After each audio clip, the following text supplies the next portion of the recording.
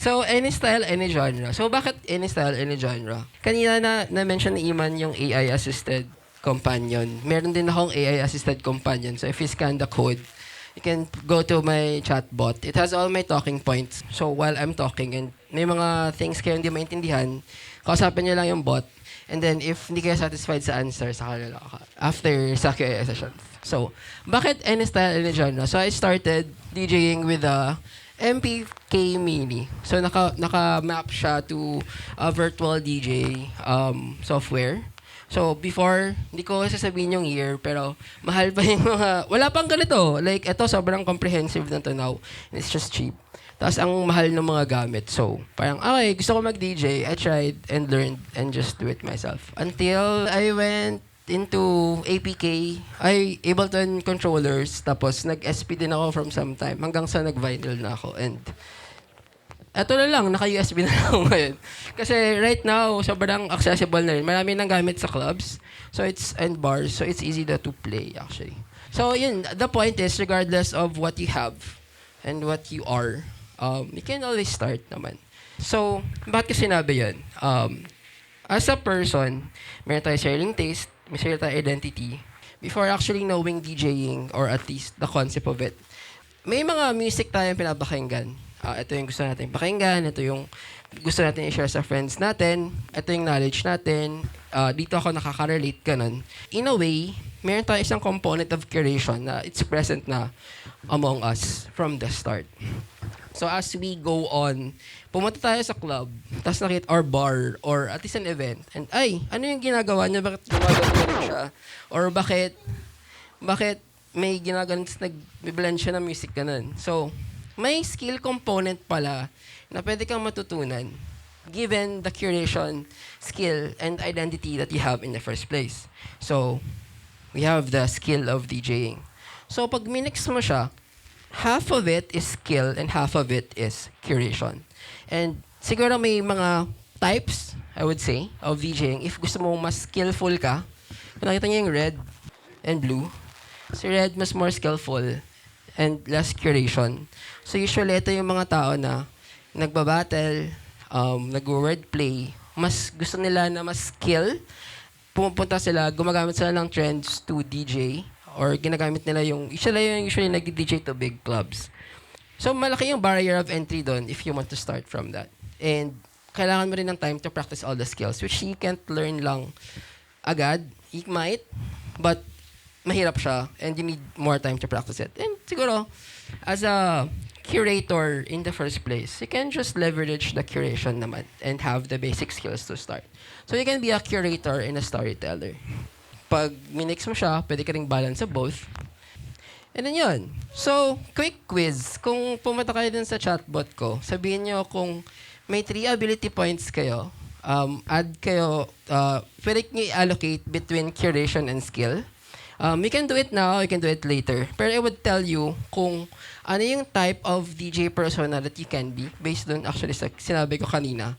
And then, moving forward, as you try to absorb then the things that I'll be presenting. Meron kayong framework of, ito yung gusto ko maging, and then I can pick up na lang the things that I need.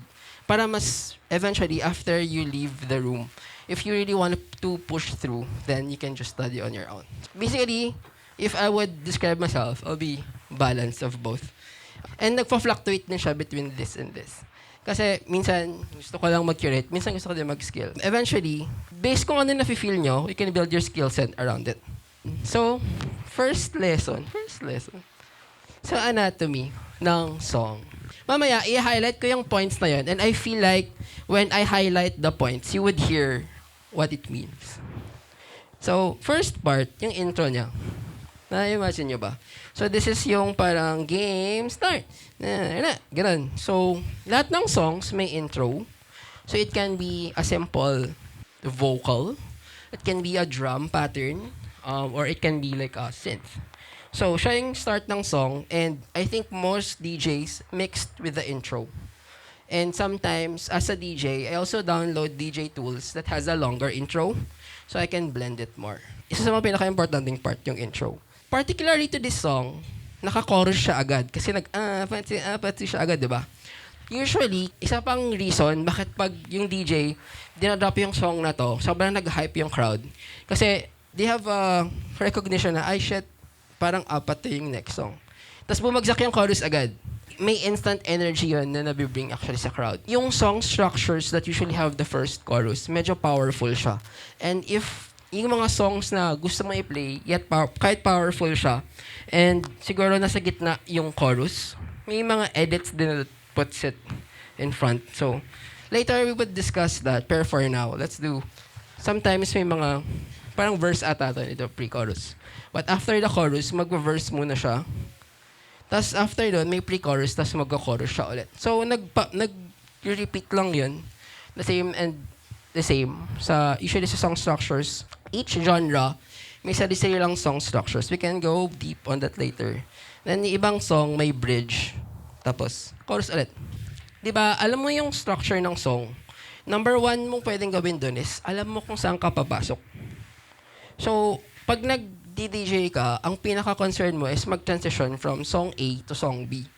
And sometimes, parang pag nakita mo tong waveform na to, saan ako babasok dyan, di ba? So, knowing the structure, you'd know where to go in. And when you learn a genre, lahat sila talaga may particular structure ng songs. Pag EDM, usually ba may parang verse siya, tapos biglang aangat siya, tapos may drop. So, unique siya usually on dance music, trap, house. Kahit house may drop din, hindi lang siya ganun ka woomph as an EDM track, but may ganun din. And if hip-hop naman, usually, may intro ka, may verse ka, may chorus ka, tapos naglo-loop lang siya. Ang alam kong structure, hindi ko na alam, may ibang artist na may silang formula, pero 8 bars, 16 bars, verse, 8 bars, chorus, usually yun. And if may particular section silang hatiin nun, pre-chorus ganun. For example, yung 8 bars na yun, or yung last few bars ng verse nila, parang 14 bar lang yung verse, tapos biglang may parang 2 bar na pre-chorus, tapos chorus. So, pag alam mo yung song structures, makikita mo, ay, eto yung mga possibilities na pwede ako pumasok. So, pwede dun sa tahimik, pwede dun sa drums, pwede dun sa paulit-ulit. Depende na sa'yo yun, actually. Important din, each genre, may sarili silang drum patterns. So, pag house, madali lang. Diba, parang 4 in the floors. Kaya siya 4 in the floor tinatawag. Kasi, pug, tak, pug, tak, pug, tak. Ganun lang siya all throughout the song. Tapos, pag hip-hop naman, kaya yung mga tao nahirapan mag-mix ng hip-hop. Kasi yung hip-hop, may syncopation. Ang syncopation meaning nun, usually pag yung beatmaker, tinatry niya i-feel yung feel niya dun sa pag, hindi siya nakametro. So kung napansin mo yung bugtak dito nakametro, di ba? Bugtak, bugtak. Consistent siya dun sa tempo. But then, sometimes, ewan ko kung meron dito.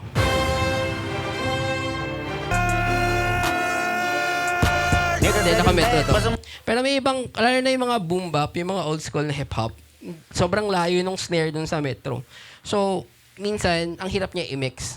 Tapos, kunwari, meron din na parang drum and bass, tapos garage, na may isang source ng drum pattern silang ginagamit, which is the amen break. May characteristic yung drum patterns nila. And yung melody patterns din. Actually,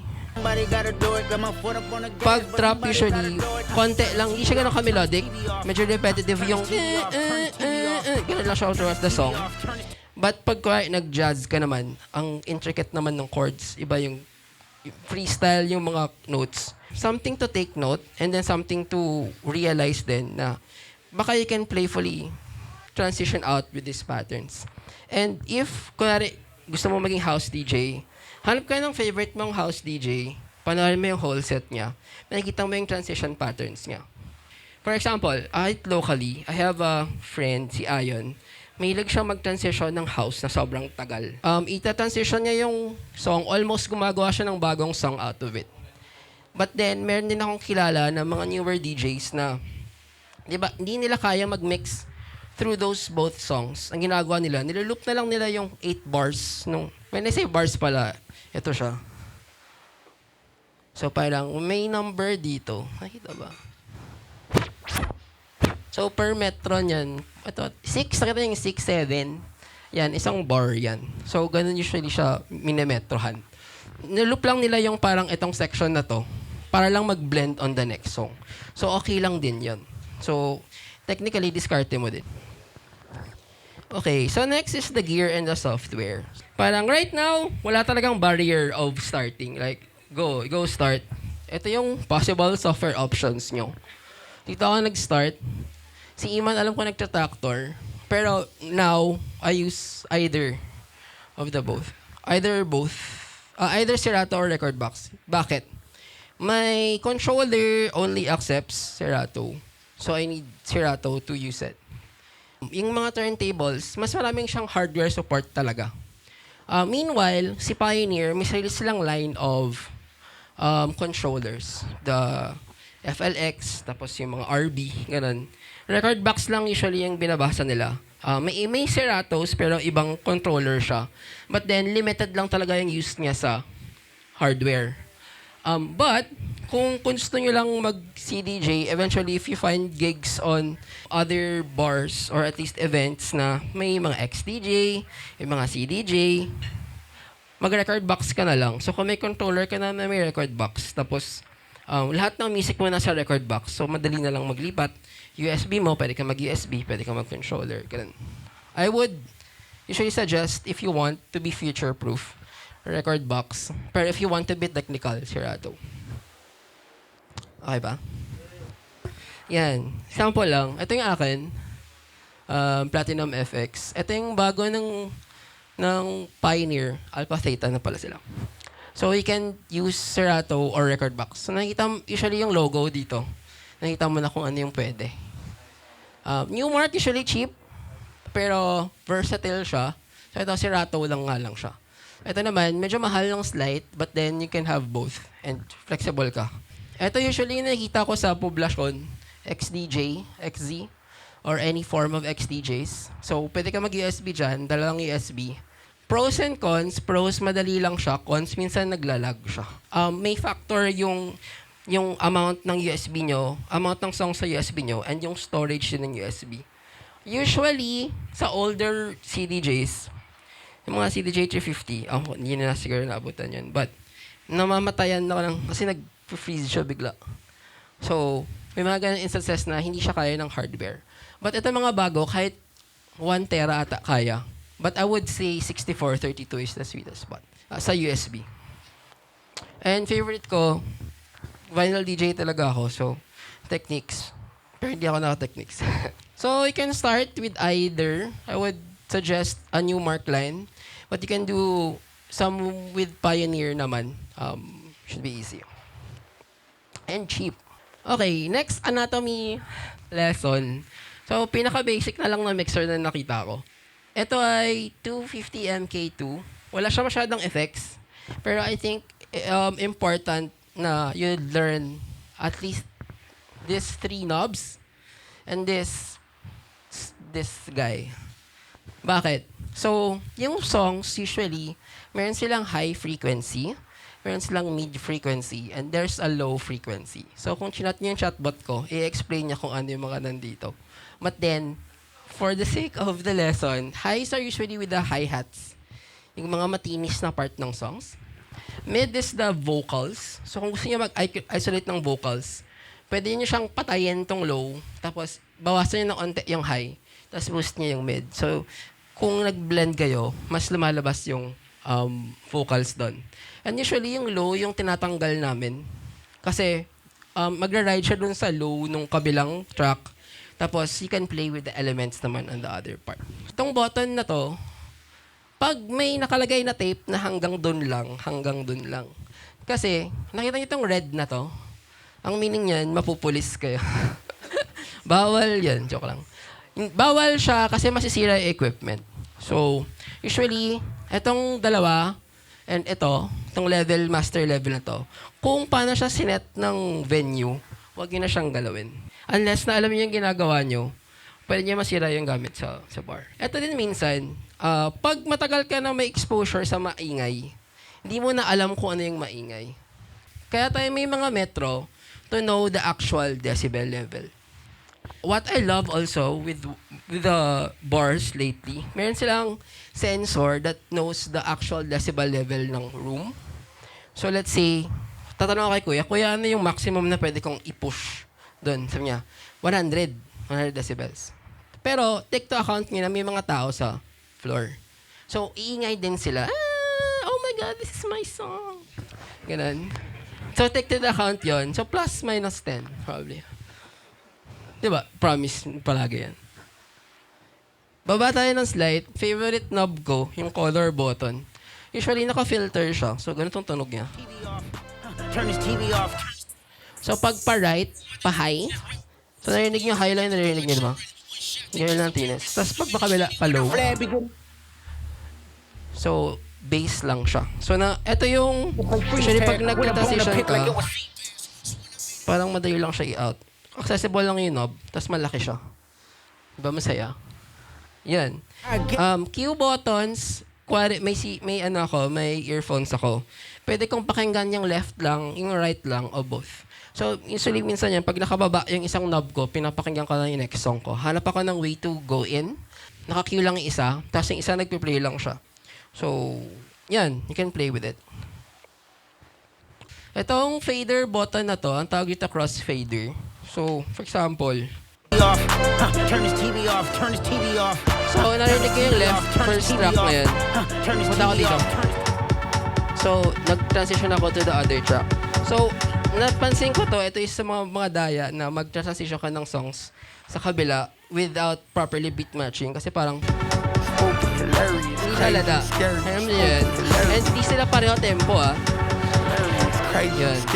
So, usually, itong knob na to, ginagamit ng mga pag tamad na tamad ka na mag-transition, number one, and yung mga scratch DJs. Kasi ito yung ginagamit mo para mag-scratch tsaka mag-cut nung scratches. But I won't go to the scratching baka later, pero basics muna ako for now. Dito pala, on this particular model, may filter button para mag-activate actually yung color, yung dalawang knobs na yun. Kailangan nyo siya i-press. And then it gets complicated. So, kung nakita niyo yung mga mixers dito kanina, ay yung mga controllers, may mga ganito, yung mga ganyan. Usually, yung structure niyan, depende din dun sa software na compatible siya. And it's mapped properly. Ito, sobrang galing nito kasi kaya niya mag-map into both. But then, at least ito, isa lang yung aaralin mo. Parang ganun. So, these buttons, ito yung mga cue. So, for example, so, iba yung start ng song dito. Sorry na ito. So, nakaiba siya. So, usually ginagamit siya kapag may mga options ka to enter or to play with. Next is beat matching. I guess kung may i-remember lang kayo dito as a DJ, ito lang yun. Kasi, ito yung pinaka-core ng lahat ng DJ techniques, I would say. But you can go away with it with some things, but I will discuss later. Pag nakita niyo itong nag-line up na perfectly yung mga tracks, meaning, okay na yan. Though, usually, hindi ko siya tinitingnan. Traditionally, pinapakagyan mo lang siya. But, may technology naman tayo. So, as beginners, okay lang na tumingin sa mga waveforms and stuff. Basta, iwasan lang natin yung out of sync. Kasi pag nag-match ka, number one, kailangan mo mag-match ng BPM. So, yung BPM, usually yung tempo ng song. Kung nakita niyo yung 100, tsaka yung 128, yan yung BPM. In order to beat match both tracks, kailangan pareho sila ng tempo. So, for example, ito yung isang song, 127 siya. So, angat ko siya ng 128 para pareho sila. So, for example, play ako. So, gusto ko i-beat match siya, di ba? So, yan yung itsura pag naka-beat match siya ng maayos. Nakita niyo, nakalinya sila. Pati ito, nakalinya din. Ito yung di siya out of sync. So, kung out of sync siya, ayusin mo siya. Ganun. So, yun. So, ito yung nag-sync siya. So, kailangan perfect yung tempo. Para sila ng tempo. And then, naka-line up yung, at least yung mga kicks nila as a mark. So, kung nakita nyo yung song Anatomy na sinabi ko kanina, kung naalala niyo siya, ito yung first part ng bar. And ano siya, kick drum. So yung first part nito ay kick drum. Ito yung snare. So yun yung pinaka-core actually ng song. So bugtak, bugtak. Pag narinig nyo yun lang yung basically yung parang compass nyo of knowing where to go in and point of where to beat match. Ganun. So trust your drums. Yan. Some things. Okay lang mag-sync. Mamaya, i-explain ko bakit kinalagay ito. Okay lang mag-sync. Kahit si DJ Craze, isa sa mga favorite DJs ko na sobrang technical DJ, okay lang sa kanya mag-sync. Kasi may tech naman, so why not use it? Though, preferably, hindi ko siya ginagamit. But if you can, and it makes your workflow easier, then go ahead. Use your body like a metronome. Gusto ko minsan sumasayaw para makuha ko yung groove. So, pag pumapasok ako ng song, ginagamit ko yung katawan ko. Hindi naman sa gumagano'n ako. Same thing. And, listen, pakinggan nyo yung track, look, tingnan nyo yung waveform, listen ulit, tapos kailangan nyo alam kung tama ba yung ginagawa nyo, nagmamatch ba siya, hindi. So, always listen, look, and listen, and learn. Okay? Right. So, next, medyo advanced, harmonic mixing. Sabi ko, ano to? Color wheel. Diba? So, ang tawag dito ay Camelot system. And, napapansin niya, meron siyang key, meron siyang notation, A and B, tas number. So, parang gagamitin to? Kung makakuha kayo ng copy ng presentation ko, which is when you ask my chatbot, can I get a link of my of the presentation? It would send you the link. May cheat code siya. So, it would tell you ano yung mga songs that perfectly matched, ano yung energy na pwedeng idulot ng transition na yan, how do I change the mood, gusto ka ba magpababa, gusto ka ba magpataas. So, you can use this harmonic mixing cheat sheet to mix properly. And just to demo slightly, nakita nyo to, 8A, tas may 11A dito. So, yan yung titingnan nyo. So, usually, either naka-camelot siya. Ako, prefer ko yung camelot. So, nagka-camelot ako. But sometimes, ang isa pang manifestation niya ay naka-key siya. So, if you go back to the presentation and back to the wheel, ito yung camelot, ito yung the key. So, bakit ako mag-harmonic mixing? Pwede naman ako mag-mix ng ano. Number one, at least di magiging boring yung set nyo. And then, you can harmonically blend din yung mga songs. Yan. Okay, transition time. Yan. First transition, I guess yung dinademo ko kanina would be blend and beat match. So, dalawang transitions na ipapakita ko now. Dahil basic lang naman yung lesson today. So, pag nag-blend ka, ang importante is, ulit, pareha yung tempo nyo. Tapos, ang both songs, usually, I would prefer na drums. So, pag pa-outro yung isa, pa-intro yung isa. So, may ibang DJs, kuwari, imagine nyo na lang na naka-headphones kayo. Tapos, ang narinig lang ng tao ay yung boog, tap. Itong part na to. Yan lang yung narinig ng tao, diba? So, back to my earphones, nag-cue ako. Gusto ko na mag-transition to the other song. So, ang isa nilang way to blend is to tap it. So, pag tinap mo kasi, makuha mo yung boop, tap, boop, tap. So, tapos hanggang sasabayan mo na siya. Tapos, play mo na. So, nagawa ko siya okay kasi sanay na ako. But it might take some time to practice. Pero, kaya sinasabi ko kanina, use your body. Kasi habang tinatap mo, nakuha mo din yung groove. Nasakto sa metro yung ano ba. So yan, nag-blend lang siya. Papalit ako song, di ba? So ang isa kong ginagawa, pinapatay ko yung glow. Kasi baka mag-mod yung isa. Tapos, gusto ko na maalis kasi may yung drums. Kasi magpapasok na yung isang part na gusto maging quiet. So, pwede akong gumamit ng filters. I So yun, before mag-enter yung next part ng song, pwede mo na siya tanggalin. So, yun, blend and beat match. Ayan. So next, is drop mixing. Kanina, parang meron tayong iisang tempo. Dahil isa lang yung tempo natin, mas dali lang mag-beat match kasi same lang sila ng BPM, di ba? What if gusto kong maglagay ng Kendrick Lamar, tapos, saan yun?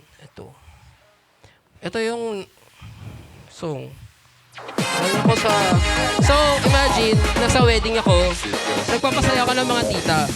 Pero yung mga tita, pagod na sila. So, gusto ko yung mga bata naman yung mag-take over. So, magpapalit ako ng song.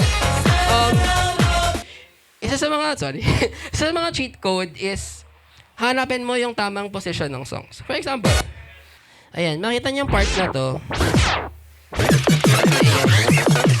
Ito, compared sa left side, dense siya. Kasi andun yung drums and bass. Pag narinig itong part na to, di ba manipis siya? Dahil meron kang downward slope ng volume, ito yung best part to transition to a next song. So for example,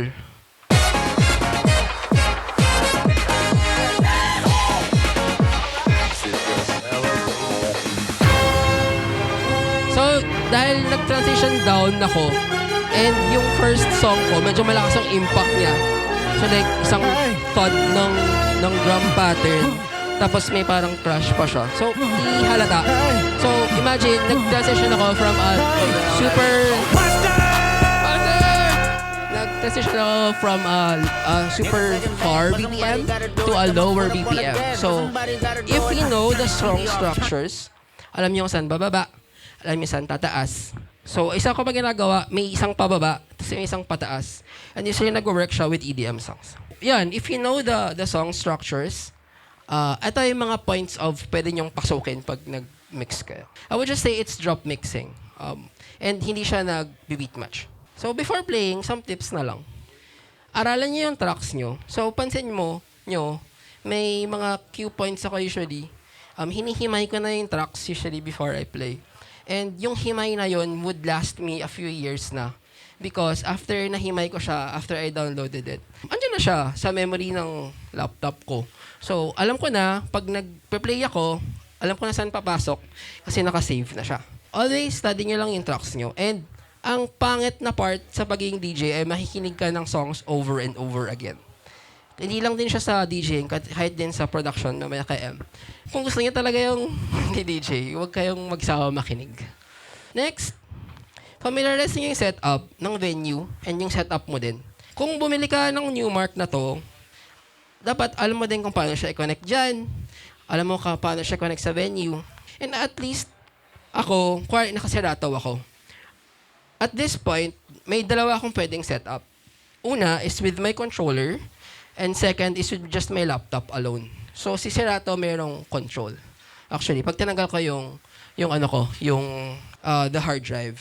So, always, I would say, na have multiple options. Kasi what if nagka-aberya yung mga bagay? May option ka pa rin to play. And hindi ka na uuwi to get something else. Arrive early. Ang favorite kong gawin is, tatambay lang ako sa DJ booth, tapos titingnan ko lang yung crowd. Minsan, alam ko kung anong gagawin ko. Kuwari, ito yung gusto nilang music based dun sa kabilang DJ. Alam ko na yung gagawin ko when I go. So, feel ko muna yung crowd. Check ko yung gear ko, nag-work yung setup ko. And, hindi ako mapapagalitan kasi hindi ako mag-abol ng set. Respect niyo yung mga DJ. So, ito yung mga kalaban ko before. So, nag-pioneer DJ battle kami. Ako, familiar sa inyo to. Si Shangyo to. Friends pa kami lahat ngayon, I think. Pero, lodi levels.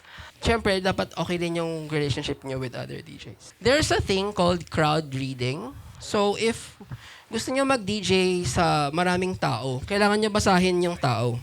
One thing na ginagawa ko and pinaka-tip ko is pag may nakita akong sumasayaw ng wild, kung ano yung gusto niya, yun lang ipi-play ko. Kasi, yung legs ng mga tao, sasabay lang yun sa crowd. So, Kung wala kang hype man and gusto mo lang mag-play, titingnan mo yung mga tao kung sino pwede mong atakihin. Tapos pag nakuha mo na siya, susunod na lang yung iba. So parang mag-snowball yan. And yung track management naman, kung baguhan ka lang na DJ, hindi ganun ka-extensive yung tracks mo, for sure. Or hindi mo alam lahat.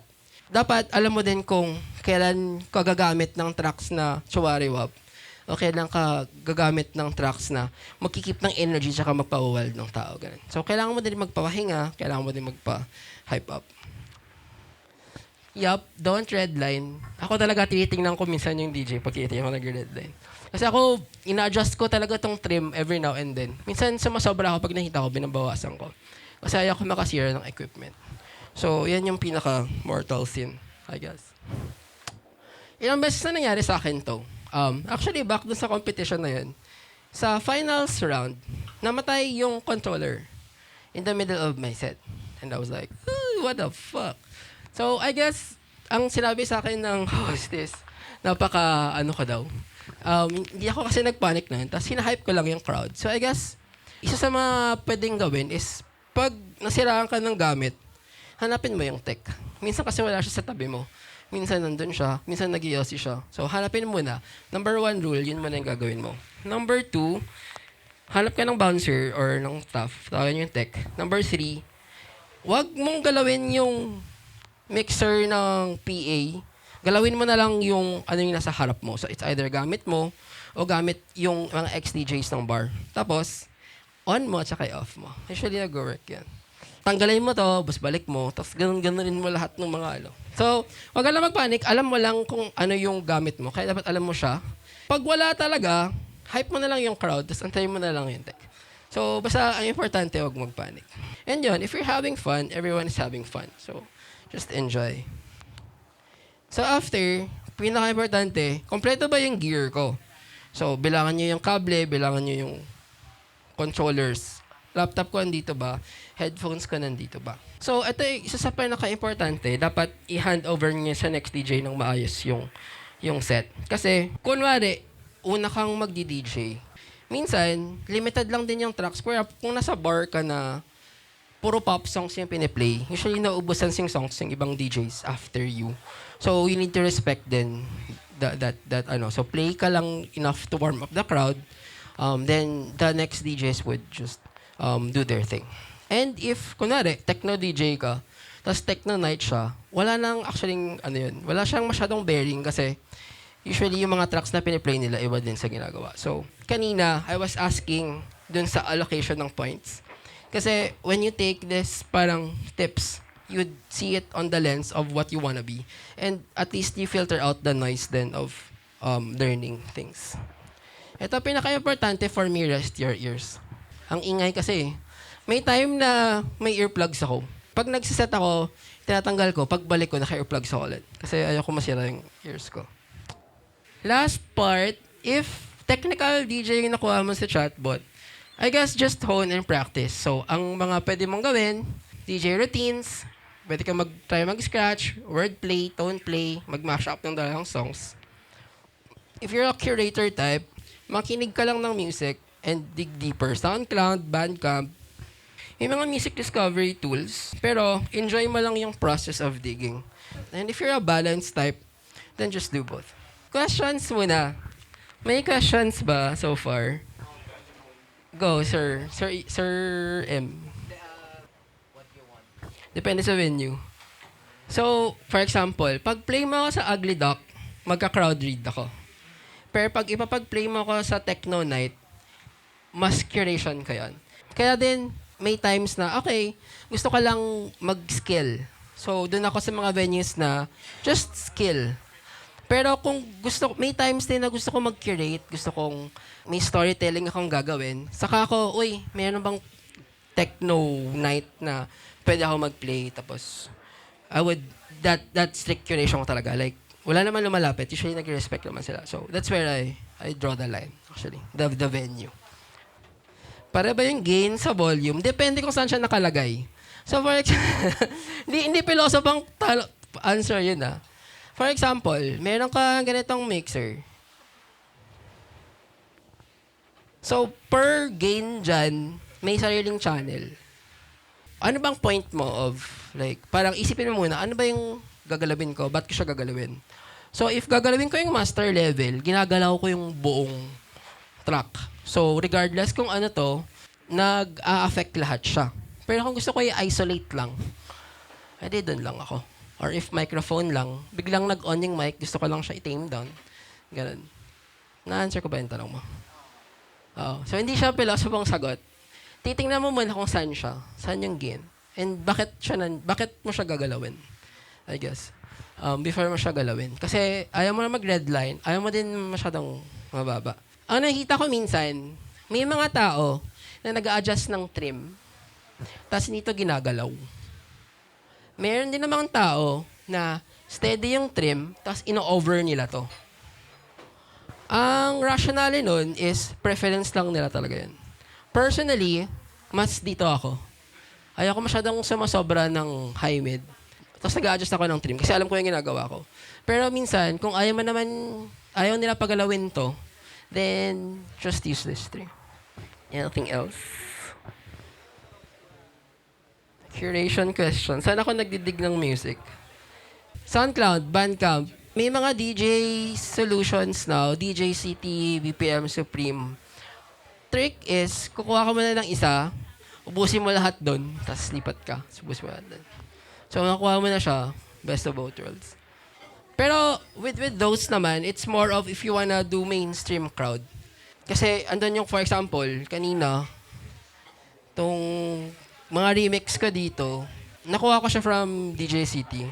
So, may mga fancy ka, at least, may mga options ka. Like, for example, yung TV off ko, hindi dito, sa kabilang laptop, meron akong 4 versions. And then, kuha yung mga launch, itong launch din. Ito, meron akong, ito house version. Meron akong Afrobeats, meron akong baile. Tsaka meron akong Afro, baile, tsaka parang itong mabigat na house. Tsaka EDM, 4. Usually, marami akong remix ng isang song. Mainly because, hindi ako kaya nga any genre, yung title ng toko. Kasi, as a DJ din, ayaw ko din mabound ng genre. So, with that, malaki yung music pool ko, pero pare-pareho lang yung songs, technically. So, it depends on the venue din. Huwag kayo mag-grip. Oo. Sabi na yun. Love your artists. And yung question mo, if compressed or uncompressed, ang gusto mo bang malaman if MP3 o WAV? WAV talaga maganda mag-mix kung gusto mo marinig lahat. Pero, sa Serato, okay yun. May mga CDJs na hindi nakakabasa ng WAV. So, as a general rule, and if you want to be flexible with any gear, just use MP3. Yan yung pinaka-rule ko. Na 320 kbps. Tapos huwag kayo mag-grip. So, for example, pang-pop mahirap. I would say, mahirap. May ganon. So, may sa DJ service, MP3 pa rin usually. Pero baka may WAV. Pero usually wala. So, I guess wala ka talagang good way to get it. Unless you put it sa Ableton, for example, tapos i-mix mo ganun. Mabigat din kasi yung WAV. So, ayoko din mabigat masyado yung USB ko. Or at least kapag yung laptop mo, hindi siya capable of processing it fast. I guess yun yung mga considerations. Aside from the sound, is your hardware. Kaya ba? I would still just do 320 kbps na MP3. That's the safest. Like, walang mintis. Malalaman mo pag yung tao nag-grip ng hindi maayos. Talaga. Pag, promise, basag siya. Tapos medyo kulog. Pag big na. Marinig mo kasi sa earphones mo, okay lang Pero once na you have this big PA systems, malalaman mo talaga siya.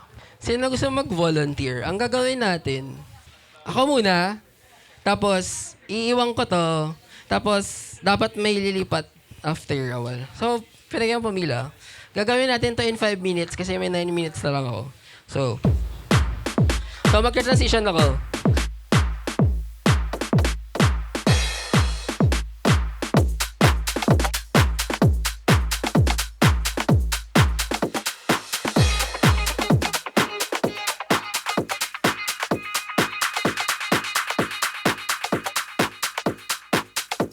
could eat that for lunch.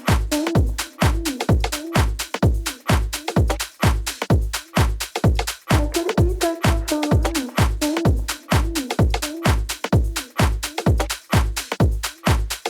I could So, nakalagay... So, titignan mo muna. Nasa tamang BPM ka ba? She might be the one.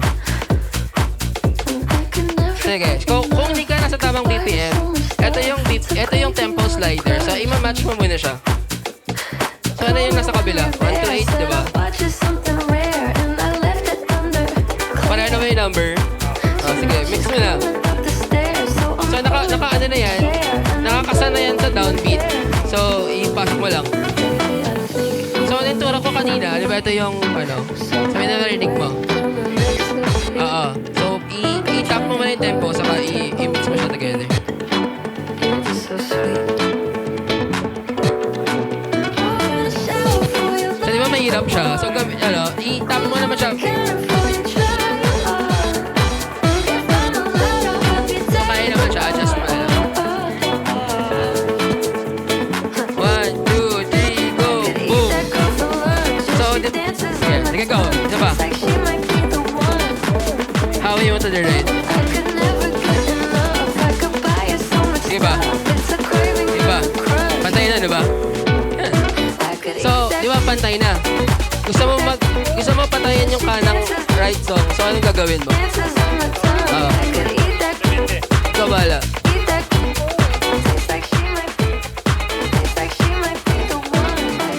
Yeah. So, di ba kanina, sinabi ko sa yung song,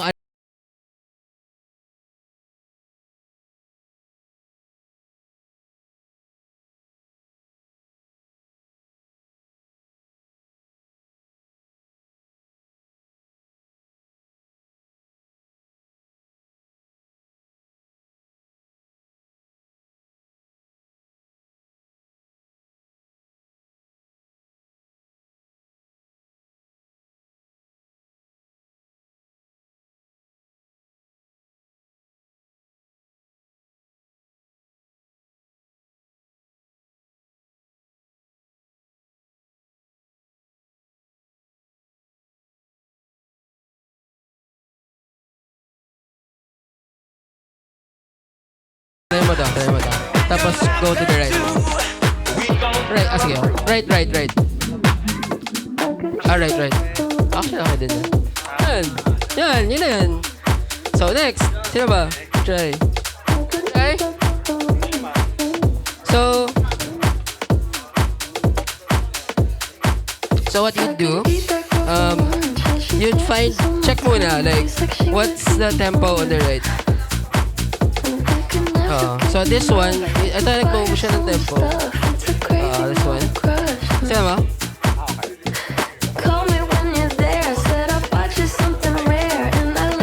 So pareho na sila. Then that's when you stop. So just blend it. Press play. Wala na. Usually pag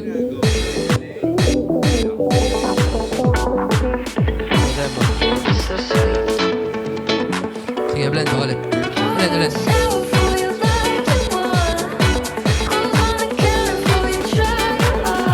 Actually, then you can put it down. No, the other one. Kapalit ka rito, diba? So, baba mo na to. Tapos sabay mo to.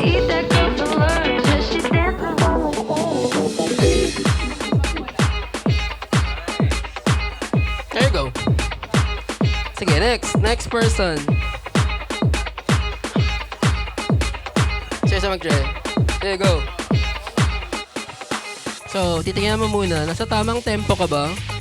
Saan yung tempo mo dito? Ito yung... Hindi, ito. So, titingnan mo muna. Hindi, nilayin ko para makita mo lang yung number. Okay, tingnan mo muna. Adjust mo muna ito. So, kailangan mo maging 1 to 8. Para na, diba? So, kunwari, naka-earphones ka, papasok ka ng song. So, tap mo muna.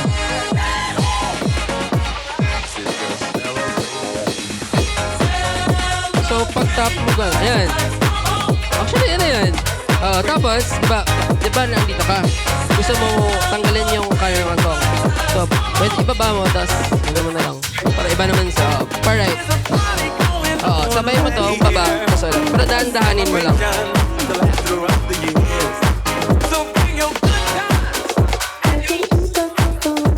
Dahan-dahan mo lang. Tugs, tugs, tugs, tugs. Yan. Yan yan. I could eat Yan. that for lunch. And she So, dances usually so pinapagawa ko to over and over again. Tapos nakaka-rindi kasi siya diba dalawang song na pareho lang. Pero, makukuha mo na yung groove agad. Kaya mas gusto ko na dalawang balik-balik na song yun. Kasi ang goal mo lang naman is just something feel it rare, and I left it on and to beat match properly. She's coming up the Yan. So, pulling up the chair, next. and I'm pulling up my Sino song? Go. baby. I think you were made for me. So, titignan mo muna kung pareho yung BPM.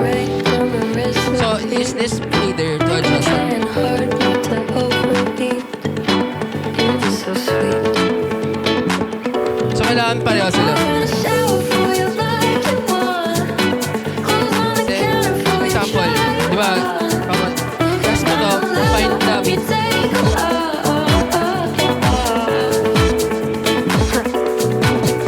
I could eat that girl for lunch. Yeah, she dances on my tongue. Tastes like she might be the one. Sige, go lang. Yan, parang ganun na lang din. Hindi lang siya ganun kaswabe, pero sige, baba mo na all the way. Ayan, yun lang. Diba, bilis?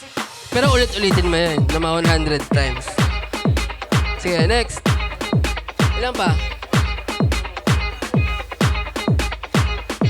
5 minutes. Oh, sige pa, sino ba gusto? Sige, go. So, titingnan mo muna kung pareho yung BPM. Tingnan mo muna kung pareho yung BPM. Yan, yung tuwid. So, kunwari. So, eto, pwede mong hanapin yung beat. Parang ginawa ko kanina. Oo. Tapos, mamaya ka na mag-play. Few points ko muna. Huwag ka muna mag-scratch. Few points ka lang.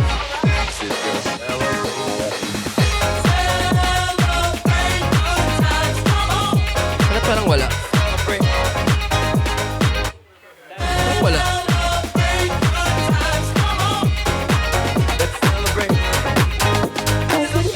So, okay. Daya yan, pero sige. Sige, may gusto mo mag-next?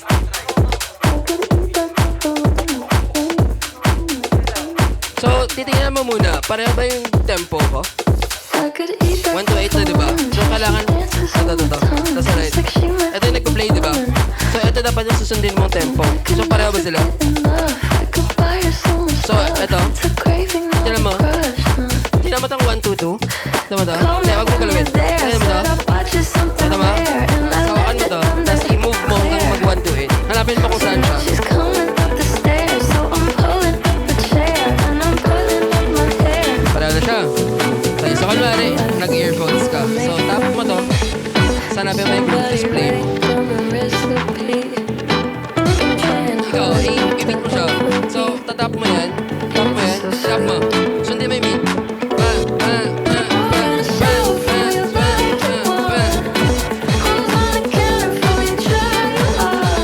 Tapos, nabitawan mo dapat after mo mag-start. So, ganun lang. Try mo. I could eat that girl for lunch. Yeah, she dances on my tongue. Tastes like she might be the one. I could never ulit, get ano ba? enough. I could buy her so much stuff. It's a craving, not a crush.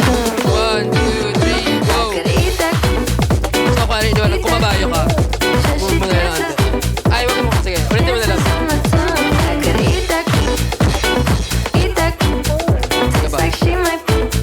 Tastes like she might be 2, the 3, one. 4. Could eat that. Eat that. Yan. Could never. So, di ba, ito yung nag-play kanina. Could eat that. Yung gagawin mo, tanggalin mo siya. Baba mo It's a to. craving, craving, not a crush. Sige, baba mo.